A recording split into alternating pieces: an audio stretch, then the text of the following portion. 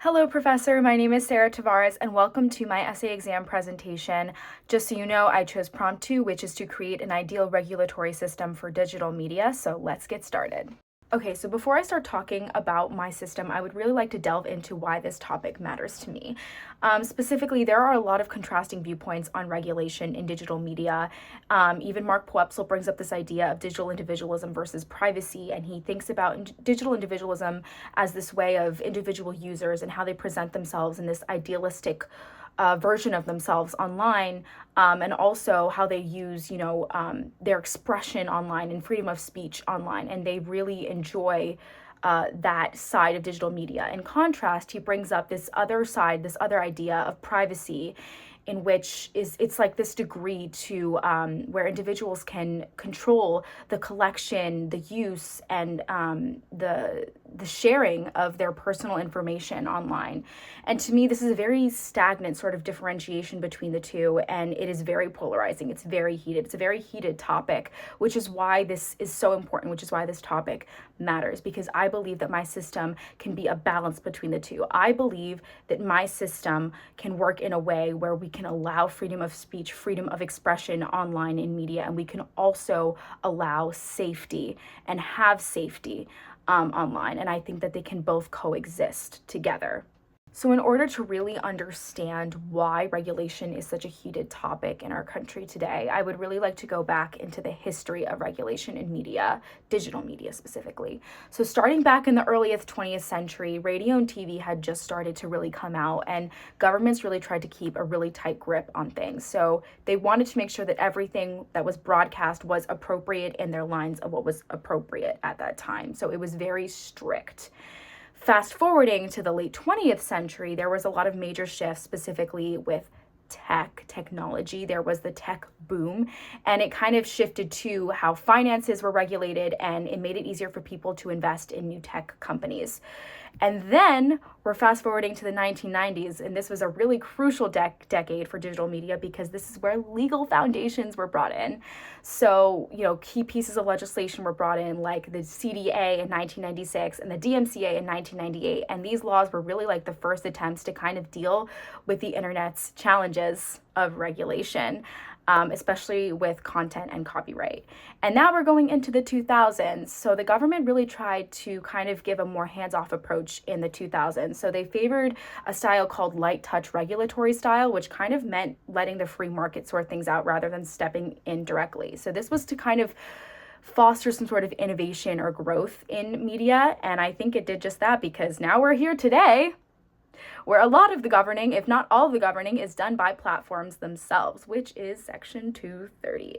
And Section 230 basically says that platforms aren't responsible for what their users post. So this has huge implications for how content is managed online. Just to highlight what I think should be regulated in digital media, I would like to go into Michael Newman's conversation in Policy and Regulation. He essentially brings up the idea of the First Amendment and how it is so important to Americans, because it really gives us the right to have freedom from any sort of state interference in matters of our own expression and speech. And I think that that is so important. So I would really not like to regulate anything that has to sort of do with speech.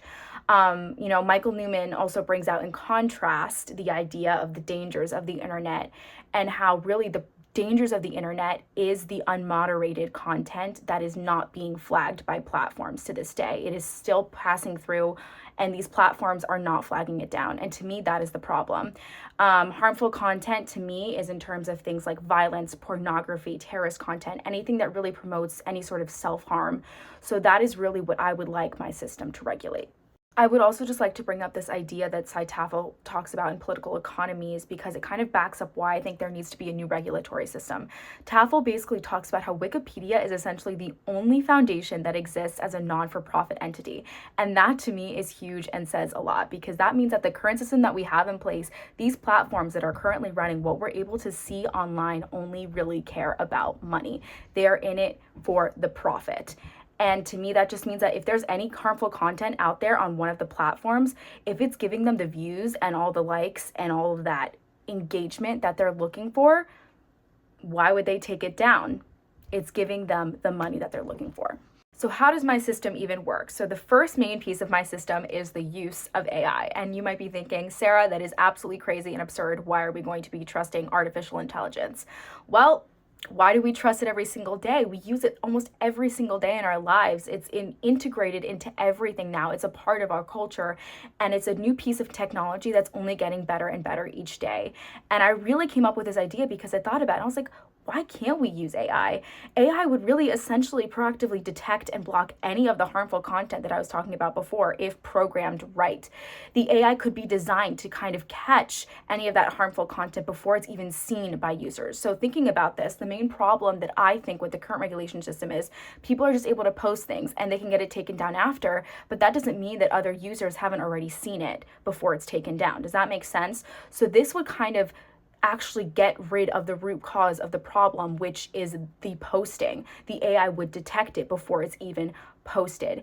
And if a user tries to post something harmful, they would get a strike. And after 3 strikes on their account, the user itself would be sent to the platform for a potential ban. So this would really target the act of posting harmful content right at its source and target any of the users that are trying to post harmful content.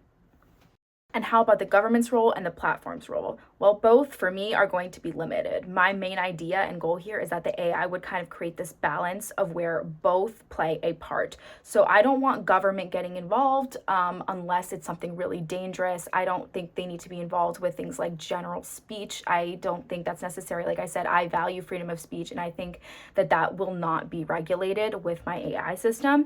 And then on the other hand, when we're talking about the platforms themselves, like I said, they would really only get involved once a user has 3 strikes. Now I would like to talk about some of the potential pitfalls because really no system is perfect and AI is not perfect. Let's be honest here, there would obviously be a lot of overblocking and false positives that might happen. Like I mentioned before, AI is not perfect. It can make mistakes and accidentally block content that isn't actually harmful. But then in that case, we could totally set something up in place where then a user can reach out to the platform and get that resolved and fixed. And, like I said, there would also be a lot of technical challenges because getting an AI system to actually regulate content effectively with minimal errors, that would just take a lot of trial and error. But it is possible. That's the main goal here, is that it is possible.